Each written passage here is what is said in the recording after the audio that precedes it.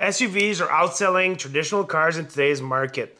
Are we seeing the beginning of the end of the traditional car? Well, let's find out. We'll talk about it right now.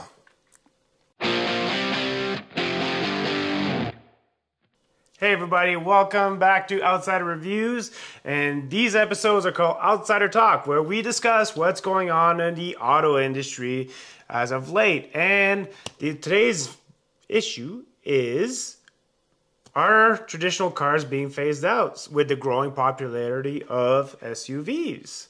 So Brian? Well, it's definitely trending that way in Canada.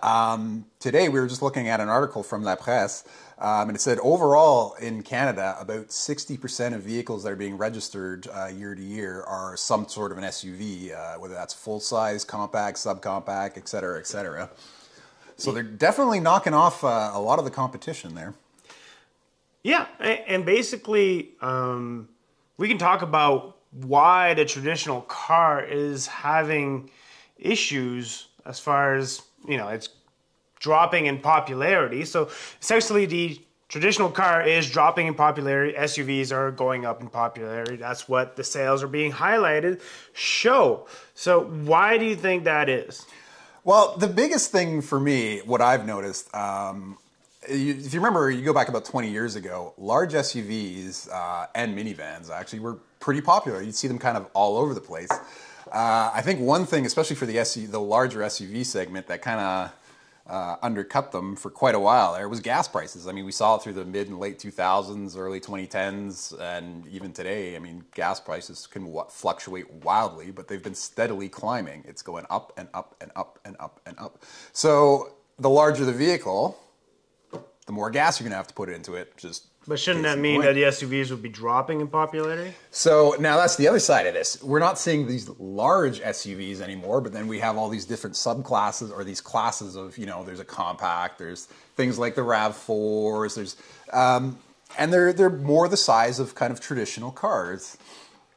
Some of them are even built off of the frames, or maybe earlier on in the early 2000s, some of them were built on similar frames of some of like the more popular, like Ford had the Taurus. They've had, you know, a few different, the Focus is no longer a thing.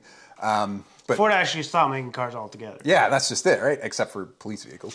So is that what's going to be happening with the auto industry? Are we going to see more and more manufacturers completely walk away from making cars? Well, yeah, we are seeing that. But I'm going to challenge this statistics as far as SUVs going up, because I think it has also to go with, we're classifying vehicles that are just slightly bigger than a traditional car or a compact car as an SUV. As a matter of fact, there's vehicles now that are 7 passengers that before in the past would never have been classified as 7-passenger SUVs. And we have these class of subcompact SUV, compact SUV, just, you know, extra large SUV and such. Where before it just used to be as, do you have an SUV? Do you have a crossover, or do you have a car?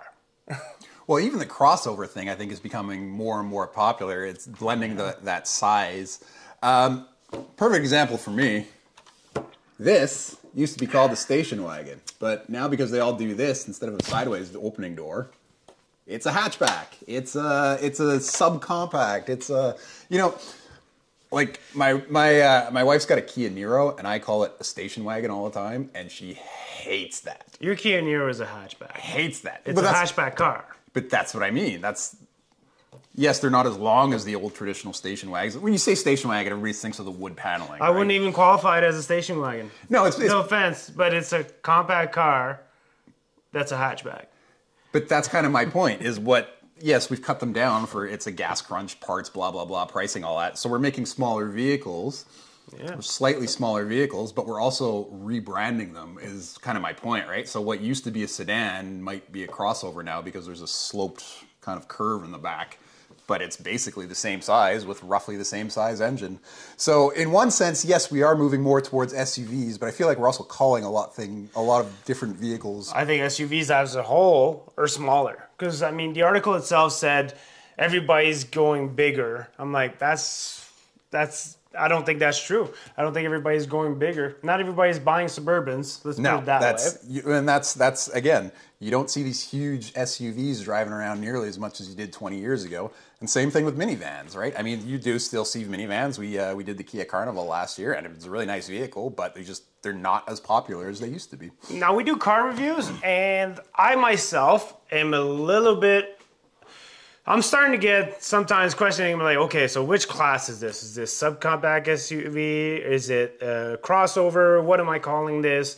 And so on and so forth. I want to know about you guys, listeners. Comment below. Where are you guys standing as far as all these classifications going on of all these different kind of vehicles? Do you think it's gone out of hand? Or SUVs should be just 7-passenger size SUVs? And everything else would be like a crossover, or how should they go about categorizing this? So comment below. But for us, next topic I want to talk about is these 7-passenger SUVs. We're shoving 7 seats in cars that have no business having 7 seats now, because when you have all the seats up and you look at a cargo space, you have like this much space, maybe for a purse, or maybe even a carry-on, but that would be it. If you even get that much room. But again, I think that's a side effect of people just not wanting to pay for these massive vehicles, like these boats that used to, again, gas prices are way higher than they were 20 years ago. So, I mean, even with the technology and the advancement in engine efficiency and all that, it's still a lot of money. I mean, anybody who drives a pickup truck will know it costs a lot to fill them up. It does. And I do like that GM went with some diesel SUVs, because diesel does have a better fuel efficiency. I'm all for that. But as, you know, we have a family, not him and I, we're not a thing. But my wife and I, we have one kid. He plays hockey. He goes skiing. He does all that stuff, and I'm actually looking for a 7-passenger SUV. Not for the 7 passengers, because I need to find something that has a big enough cargo space. To be honest, those seats are never going to go up.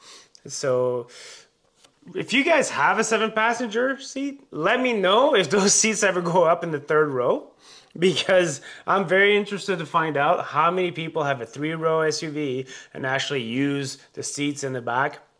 Or they just needed the extra cargo space and those seats basically stayed down, which is a good idea. I think that's why Mazda came up with the CX-70.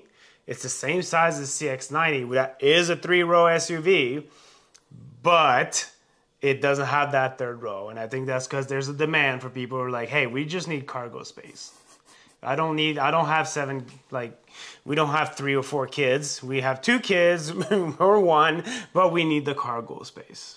I think there was definitely an attempt to try to cater to the best of both worlds. And in some vehicles, it works a little better than others. But I mean, it just really depends what you're planning on using the vehicle for. If you're taking the kids to hockey every weekend or baseball tournaments, I guess baseball's not so bad. But you know, the more you're moving around with lots of cargo, the more space you're going to need. The more time you're spending in your vehicle, the more comfort you want, and that's going to mean more space for the individual passenger. People crammed in the 7th row probably aren't going to want to do a 12-hour road trip with you. Here's a list of cars. You guys can play along with this game too. And I'm gonna ask you: do you think those should be 7 or 3-row SUVs or 7-passenger SUVs? Subaru Ascent. 5 is probably plenty. 2 rows. No. This is a yes or no thing. Should it be a 3-row SUV? I'm gonna go with no. Nissan Pathfinder. We reviewed one. No. Same thing as the Ford Explorer. They're roughly the same size. Yep. No business being there. Kia Sorento.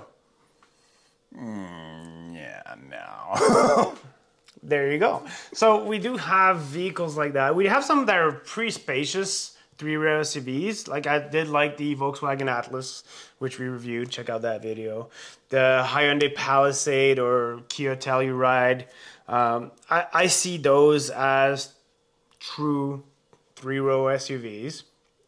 So I think Kia should stick with the Telluride as a 3-row, and you know the Sorento go back to just being a 2-row. I mean, I do like the flexibility of it. Let's say you know you're the DD for a bunch of drunken people, maybe that's when that comes in handy. But I just think we're going a little bit overboard with 3-row SUVs, and that does drive up costs, having seats that can go up and down added to it. especially once you add all the electronics in there, that everybody likes the push button, right? The self-folding seats and all that. So, I mean, it's going to cost you. Yeah, so I want to make a push for these manufacturers to be like, hey, let's just bring back the regular two-row SUVs and just have the cargo space. But you guys comment below. Maybe it's just me. Now, there is one more thing I do want to point out. I think that also helped the rise of the SUV over the last few years. You said you're looking for a 7-passenger vehicle. I am. Have you considered a minivan? Oh. Well, we did test drive the Kia Carnival, which I like quite a bit, and we reviewed that one, and I like quite a bit. But no, and it does come in hybrid, I think, this year as well, and I think they're also going to be all-wheel drive, because I said, hey, if it was all-wheel drive, I'd consider buying it more. I'm going to be honest, it's very convenient, and the sliding doors are great, and it's all that stuff. I just can't get myself to buying it, so the answer is no. That's what's killing minivans. I know so many people who are like, yeah, I just would never drive a minivan. Not because they don't do the job they could do. It's just, I don't know. Dads don't like minivans. I'm not a dad, so I can't say. But, I don't know. It's, the SUVs I feel like are dominating because most people just would rather drive an SUV if you have the choice. 2 vehicles, a minivan or an SUV that did exactly what you need. I just feel like more often than not, people are picking the the SUVs rather, and I guess the numbers are showing it too. I mean, at the end of the day, people just want the most bang for their buck, right? And so you're going to look for a versatile vehicle that's going to suit the majority of your needs as best it can. And the truth is that just SUVs right now they're very popular, they're widely available, and they come in a wide variety of sizes and shapes and everything like that. So they're just catering to more people's needs. And of course that's going to outsell. So you guys tell us if you're shopping for a car or an SUV and you're struggling with that kind of decision, or if you bought an SUV instead of a car, why that was, and just explain to us in the comments below. Please like and subscribe to the channels, as we're going to have more discussions on these kinds of topics. And we really enjoy that you guys' feedback and you guys engaging in the conversation, and we can come up also with even more videos where we engage back with you guys. So, and soon maybe we'll do some live videos where you guys can just jump in on a chat and we can just have this discussion. So who knows? Once we get to 1,000 subscribers, I think that we'll do that. But right now it's just not fun having a conversation with Brian, maybe 2 other people. So I'm not that boring. So please like and subscribe. And until then, thanks for watching, and we'll catch you on the next video.